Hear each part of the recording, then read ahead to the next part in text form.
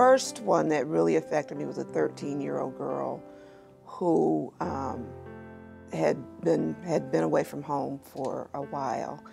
And when she got picked up, she was found with just a t-shirt on. A young girl, I think she was 12, who had gotten permission to go with her cousin to the movies. The older girl had convinced the younger girl to go meet some men. Their mothers never saw them again. This young girl, 10 years old, had been arrested on a Friday night because she had been found in the back seat of a van where a 42-year-old man had rented her for sex for a couple of hours. Because it was after 11 p.m., she was arrested because of curfew violation. The 42-year-old man, because of at that time pimping and pandering a child in the state of Georgia was a misdemeanor, was given a ticket equivalent to a parking ticket, $50 maximum fine, and let go.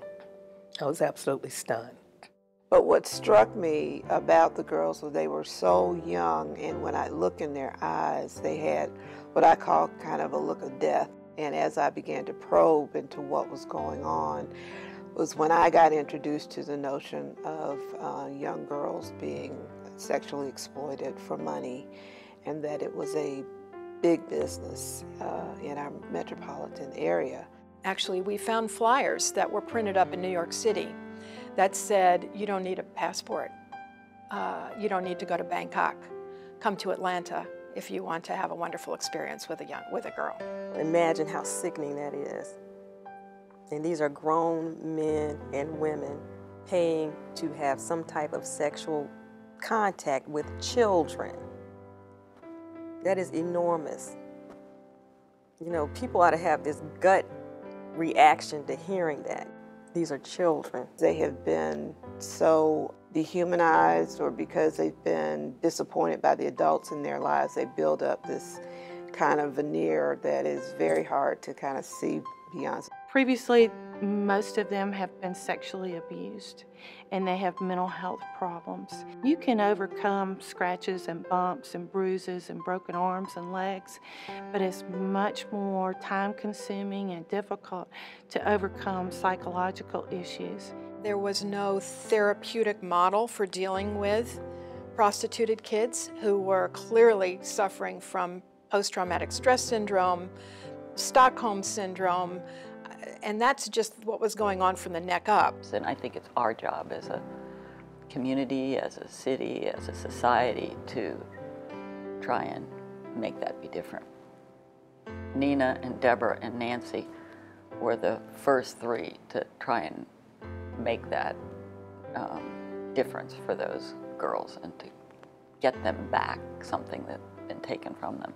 We came up with essentially a three-pronged strategy, that being that we had to educate and let the community know what was going on.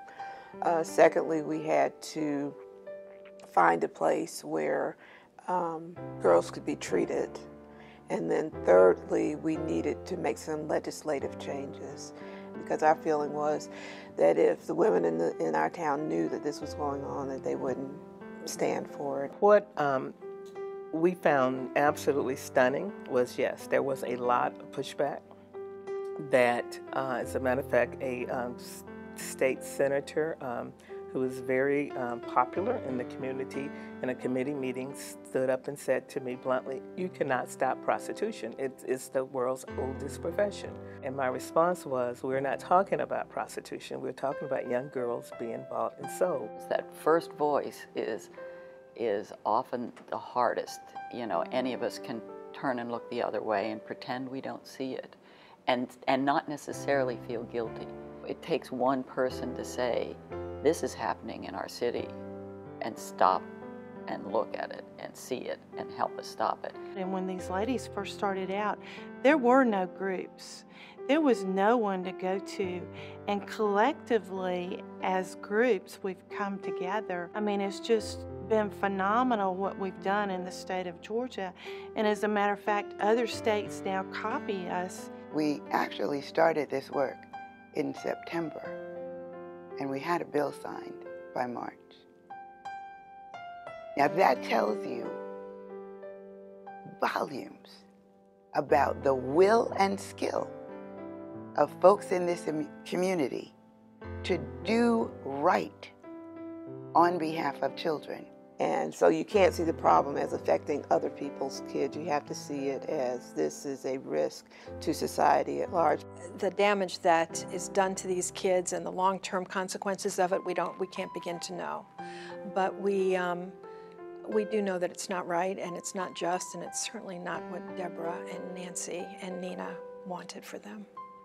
I'm just so impressed. I mean, you know, they were able to start this movement and get this legislation passed, you know, and bring this dirty little secret, you know, to the forefront. It's been like this dirty little secret. I mean, it's just overwhelming, you know, to know that they worked that hard to bring. It's amazing. I'm sorry. I'm sorry, but it's just amazing. I was just committed to trying to figure out how we were going to help these little girls. They're little girls. I mean, they should have been, you know, playing with dolls or something and not having to worry about being exploited. What kept me going was believing that there were girls who needed me because I believed that if I could do something meaningful, the future of the girls who had been trafficked didn't have to look like their past. We need to understand then, as our responsibility as citizens, as people who care, as people of goodwill, to make a covenant that in the 21st century we will end the buying and selling of human beings.